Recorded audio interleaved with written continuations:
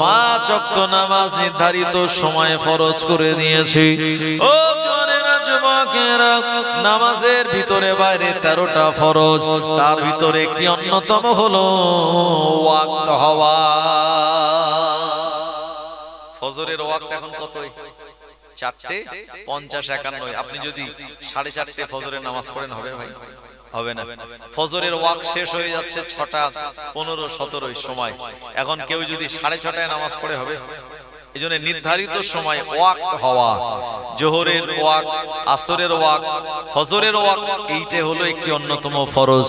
মদিনার মসজিদ বানানো হলো ঠিকই, কিন্তু কিভাবে নামাজের জন্য আহ্বান করা হবে এমন কোন আজানের প্রচলন তখন কিন্তু ছিল না। আমার ভাইজানেরা, আল্লাহর নবী সাহাবায়ে কেরামদের নিয়ে বসলেন, ইয়া মাসাবিরা, এমন করে শান নামাজের পরে তোমরা বসে যাবে। নামাজের সময় হলে আমার সাহাবীদের কিভাবে আমি আহ্বান করব?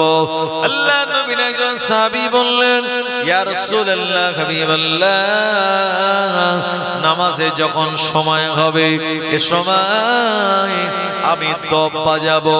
দফ হলো এক ঢোলের মতো, তবে একদিকে পর্দা লাগানো আর একদিকে ফাঁকা। এ দফ বাজানো জায়েজ।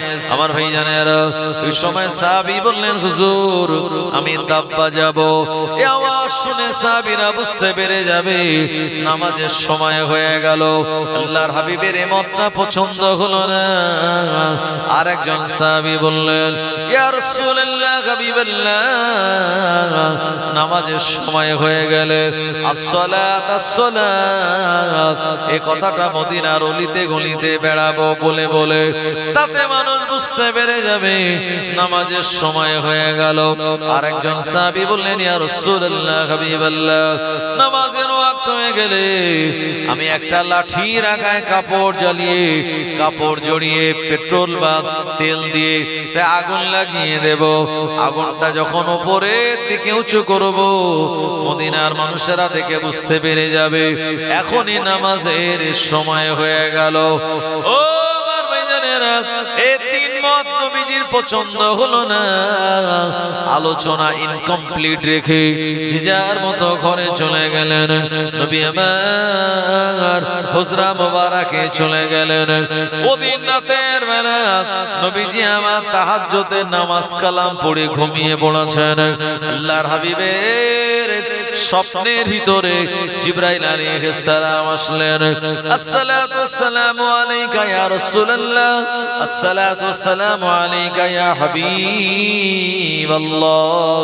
হুজুর আপনি চিন্তা করবেন না, গতকাল রাতের বেলা নামাজের আহ্বানের ব্যাপারে আপনার আলোচনা করেছেন। আমার আল্লাহ রাব্বুল আলামিন সব দেখেছেন, শুনেছেন। এরপরে নামাজের আহ্বান কিভাবে করা লাগবে আল্লাহ পাক আমায় শিখিয়ে দিয়েছেন, আমি আপনাকে শিখিয়ে দেব। নবী আমার ঘুমের ভিতরে জিবরাইল আলাইহিস সালাম বলেন, হুজুর নামাজে যখন সময় হবে, আল্লাহু আকবার, আল্লাহু আকবার, আশহাদু আল্লা ইলাহা ইল্লাল্লাহ, আশহাদু আন্না মুহাম্মাদার রাসূলুল্লাহ,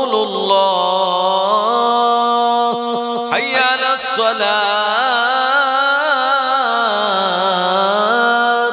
হাইয়া আলাল ফালাহ।